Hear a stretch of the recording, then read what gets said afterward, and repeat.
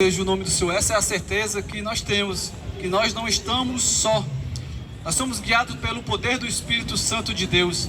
Jesus Cristo, quando ele estava voltando para o mais alto, sublime trono, ele disse que não iria nos deixar só.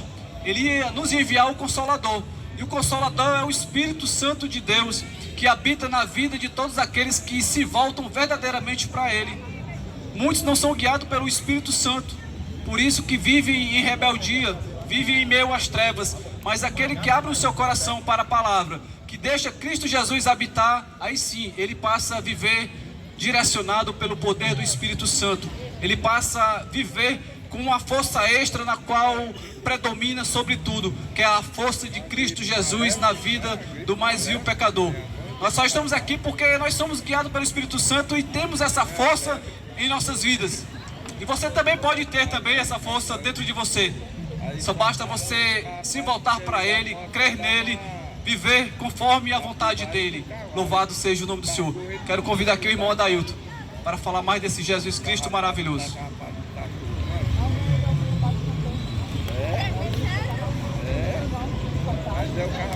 Glória a Deus, saúdo a todos com a paz do Senhor Jesus, amém. Louvado seja o nome do Senhor. Meus amados irmãos, quero ler a palavra de Deus, onde se encontra no Evangelho de Jesus, segundo escreveu Marcos, capítulo 2, lê do versículo 3 até o versículo 5, que o nome do Senhor continue sendo louvado e engrandecido essa noite. Palavras, louvores, que Deus já falou no nosso coração.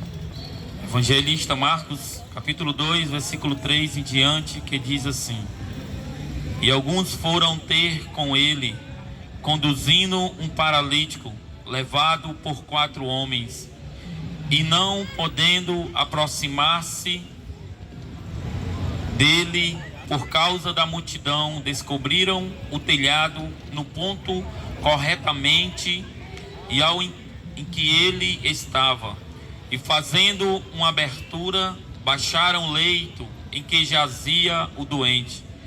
Versículo 5: E vendo-lhe a fé, Jesus disse ao paralítico: Filho, os teus pecados estão perdoados. Glória a Deus, louvado seja o nome do Senhor. Meus amados irmãos, é com muita alegria fazer parte, ter o privilégio de falar do amor de Deus, dos milagres, dos sinais. E esse texto nos fala de uma cura, a qual Jesus Cristo, ele estava numa casa pregando a palavra, e ali teve a cura de um homem, de um paralítico, um deficiente, a qual foi conduzido por 4 homens. Mas interessante é que a Bíblia diz que Jesus, ele estava na casa e havia tantas pessoas que nem mesmo quem estava dentro poderia sair, ou quem estava fora entrar, porque era onde Jesus estava, sempre havia uma grande multidão. A multidão acompanhava e andava com Cristo. A multidão estava sempre perto de Jesus. Porém, dentro desta casa, o texto vai dizer que havia alguns homens religiosos, homens que tinham os seus nomes, os fariseus e os escribas, a qual eram homens conhecedores da palavra de Deus, homens que era estudado. E ali naquele momento Jesus faz aquele milagre, realiza um milagre na vida daquele homem paralítico. Imediatamente aqueles homens olham no seu coração, no seu pensamento e diz: mas quem é esse que pode curar a não ser Deus? E Jesus, sabendo na sua onipotência, onisciência, nos seus atributos, a qual somente ele, sendo Deus, conhece, olhou para ele e disse: qual é o mais fácil? Dizer para este homem: levanta-te e anda, ou dizer teus pecados estão curados? E quando nós olhamos para essa passagem, podemos entender e compreender que somente Jesus, ele pode perdoar pecados. que homem nenhum sobre essa terra pode perdoar pecados, mas Jesus sim. O Senhor Jesus, Ele pode perdoar o meu pecado, o seu pecado. Não importa qual o pecado que eu ou que você tenha cometido, mas Cristo, Ele tem amor suficiente para perdoar os nossos pecados. Por mais que muitas pessoas digam que eu ou que você não tenha mais jeito, ou que esse daí não tem mais volta, mas para Cristo, como já foi falado, nada é impossível. Para Jesus nada é impossível. Aos olhos do homem tem algo ou coisa que é impossível, mas aos olhos de Deus nada é impossível. Deus, Ele pode mudar a situação da vida do homem, da vida da mulher, de uma família. O Senhor, Ele pode trabalhar sim na humanidade, nos corações do homem.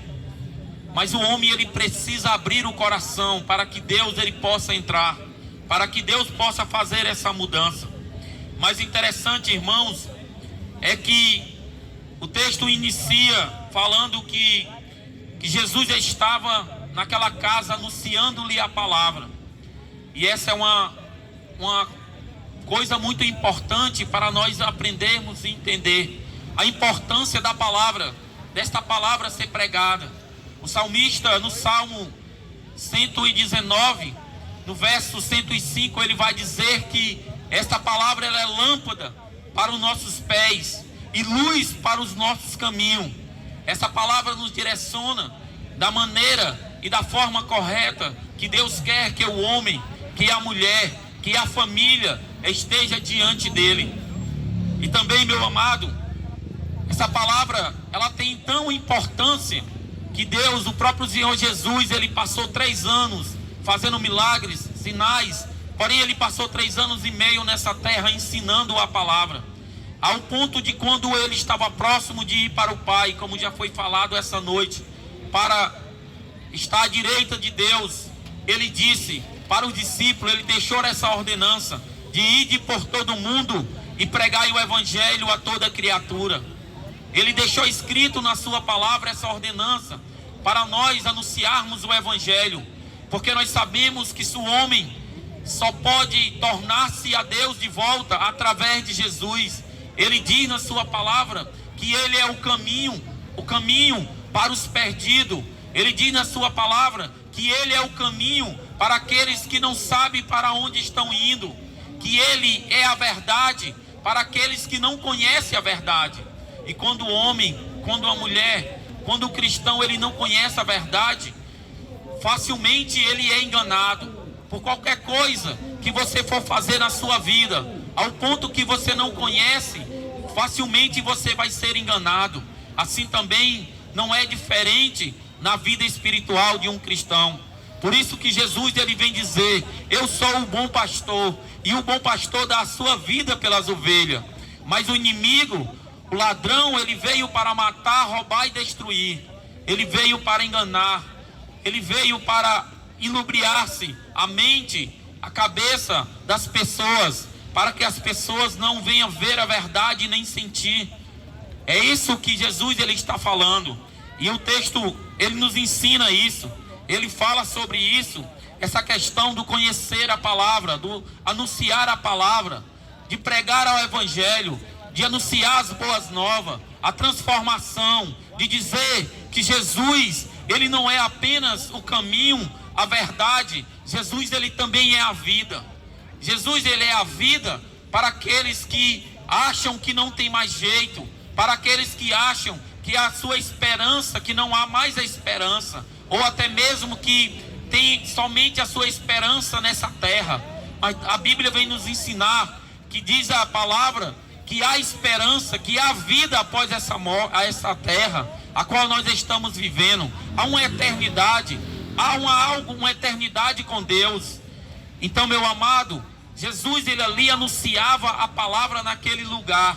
Jesus, ele pregava a palavra e dizia a respeito do reino de Deus. E o reino de Deus, ele é diferente do reino dos homens. O reino de Deus é transformação.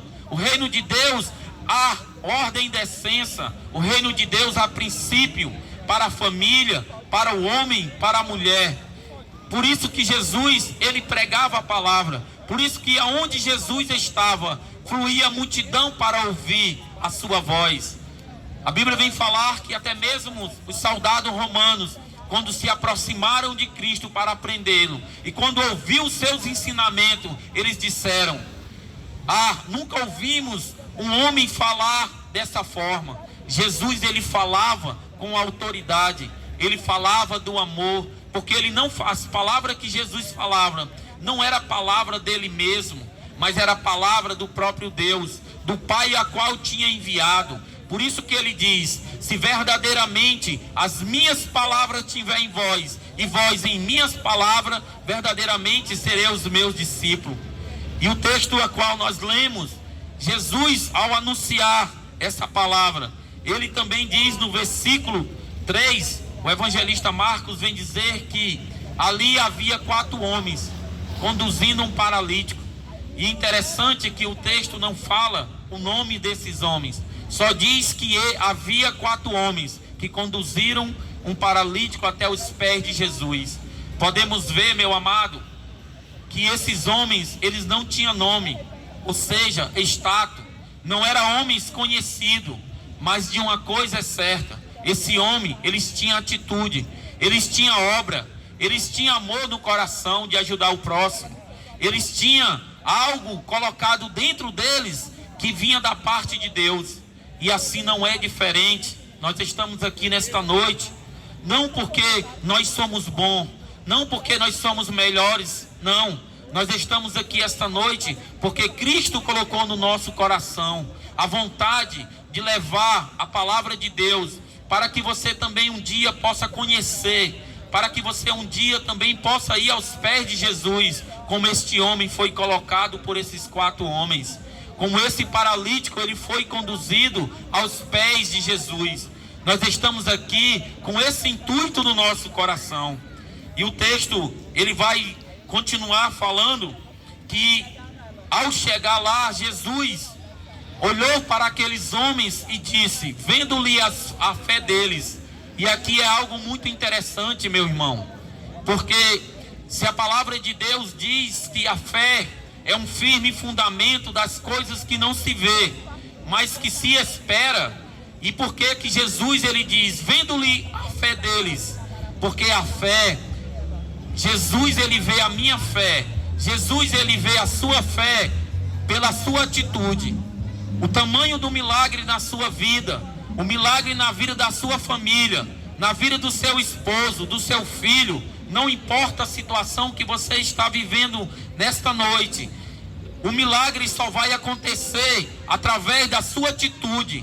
A fé, ela vem pela atitude de acreditar que Jesus Cristo, ele pode mudar sim a sua família, que Jesus Cristo, ele pode sim abrir a porta de emprego para a sua vida, que Jesus Cristo, ele pode tirar sim o seu filho das drogas, que Jesus Cristo, ele pode mudar o seu marido, que Jesus Cristo, ele tem todo o poder nessa terra para curar não somente os enfermos, a enfermidade da alma, a enfermidade do homem, do pecado, mas também ele tem todo o poder dado por Deus sobre essa terra para mudar a vida de um cristão, para mudar a sociedade, para tirar o homem das drogas e fazer um homem uma nova criatura. Interessante que Jesus, ao curar este homem, alguns fariseus, alguns escribas, homens religiosos, rogaram no seu coração e nos seus pensamentos e disseram, mas quem é esse? Isso é blasfêmia. Mas quem pode perdoar pecado a não ser Deus? Nós sabemos que Jesus, o Filho de Deus, ele é na sua plenitude Deus e na sua plenitude também homem. Cristo, quando viveu nessa terra, ele nasceu sim da Virgem Maria. Jesus, ele nasceu de José, o seu pai um carpinteiro, nasceu numa manjedoura, ou seja, num coxo, representando ali onde colocava o alimento. Jesus, por isso que o evangelista João, ele vai dizer, eis aí o Cordeiro de Deus. Porém também ele vai anunciar e dizer, João, ele vai mostrar Jesus como o pão, o verdadeiro pão que desceu do céu. Jesus Cristo, meu amado e querido ouvinte, ele tem esse poder. Ele ainda é o mesmo ontem, hoje e eternamente. Jesus, ele ainda tem o poder de transformar, de libertar. Por isso, meu querido, nós estamos aqui nesta noite, assim como Jesus estava naquela casa anunciando a palavra e dizendo, fazendo um milagre, falando do reino de Deus, porque era para isso que Jesus ele veio para ensinar, ele veio para transformar, ele veio para libertar. Após ir para o Pai, ele deixou essa ordenança para que aqueles que o seguem anunciem a sua palavra. Por isso que em Marcos ele vem falar lá na frente: ide por todo mundo e pregai o evangelho a toda criatura. Então, meu querido e amado ouvinte, essa é a mensagem a qual Jesus ele tem colocado no nosso coração. Essa é a mensagem a qual nós sabemos que esta palavra ela não volta vazia. Nós pregamos esta palavra porque alguém um dia pregou, falou desse amor. Alguém falou que Jesus transforma, e nós ouvimos e abrimos o nosso coração e aproveitamos a oportunidade, e hoje nós estamos aqui, grato, fazendo o ID do Senhor, e dizer para você que esta palavra, que Jesus Cristo, ele pode sim mudar a tua vida e a tua família. E que Deus te abençoe, e aqui eu agradeço a minha oportunidade. Amém.